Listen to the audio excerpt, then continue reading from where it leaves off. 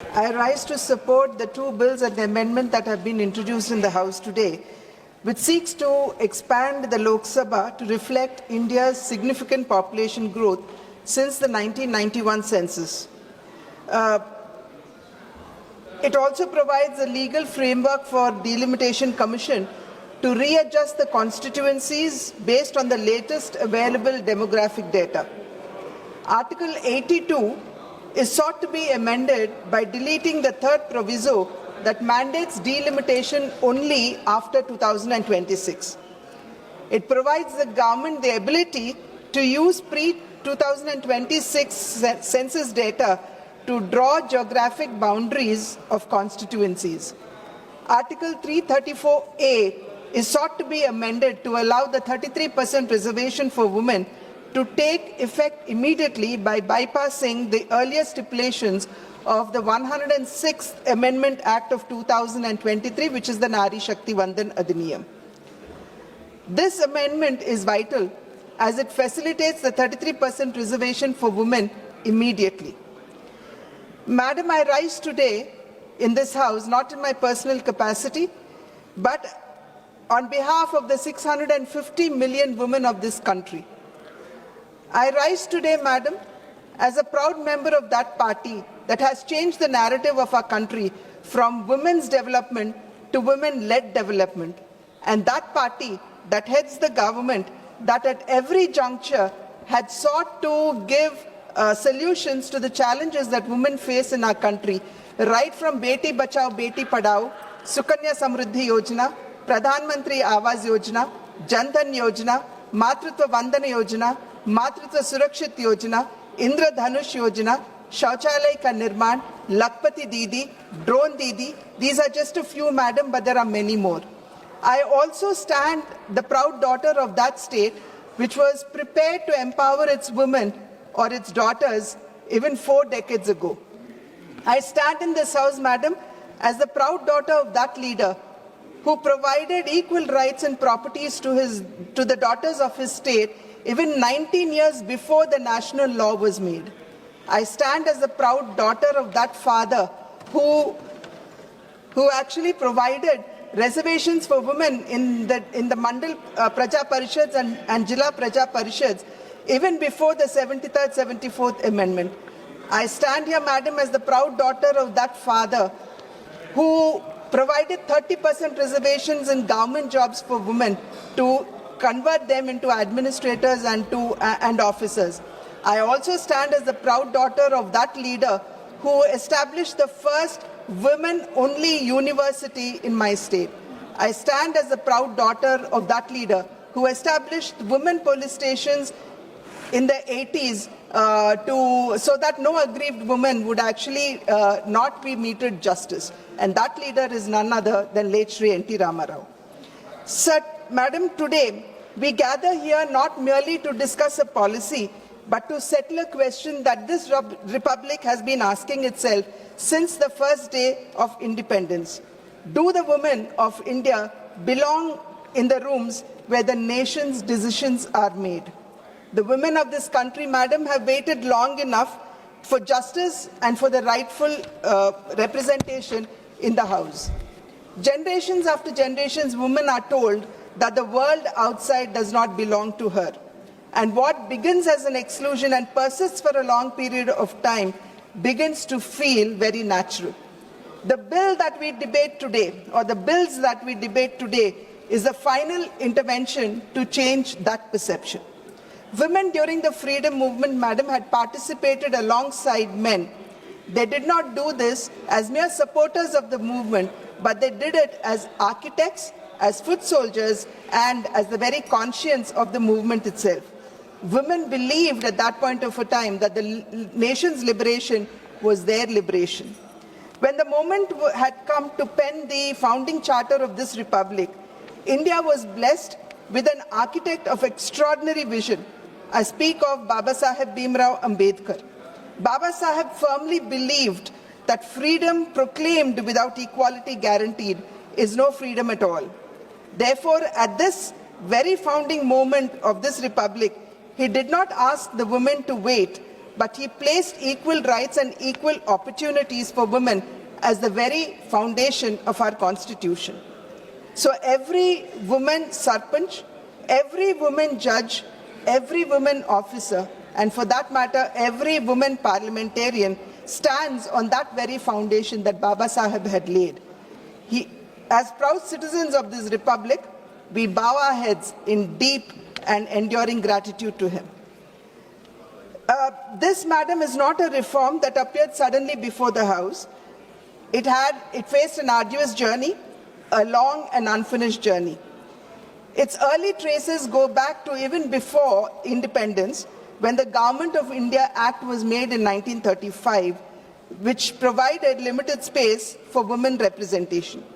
The question, however, did not disappear with the attainment of freedom. It traveled along with our republic, waiting for resolution. The decisive moment had come in 1989 when a constitutional amendment was passed in this House, yet could not be completed. The moment, however, did not fade. Under the leadership of Shri Atal Bihari Vajpayee, the issue was brought back with clarity and with conviction, and bills were introduced in 1998 and 2002, ensuring that the demand for women's political representation remained firmly on the national agenda. There have been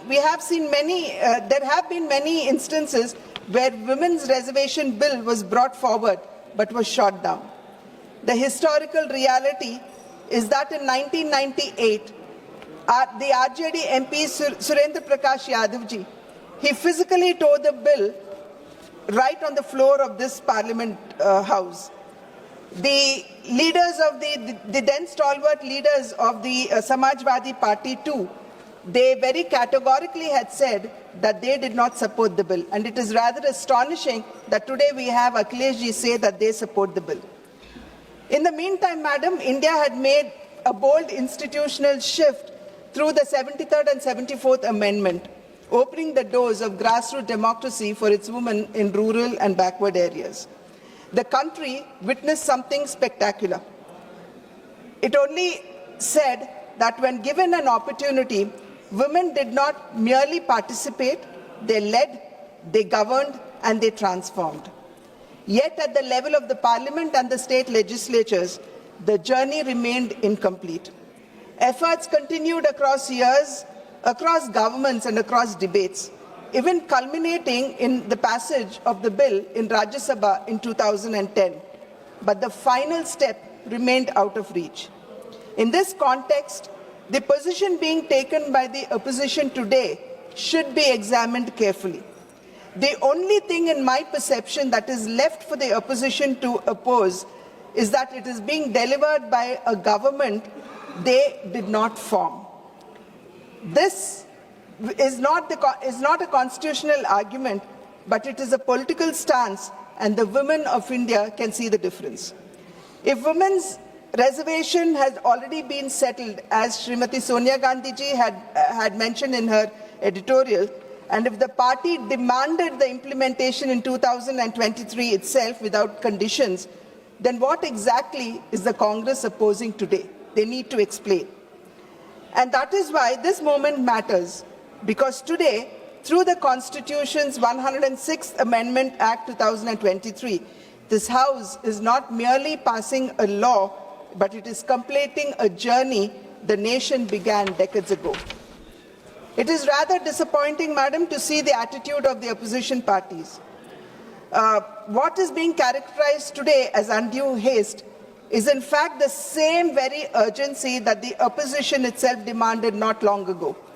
It is therefore difficult to reconcile how the same urgency is now being interpreted as a matter of concern.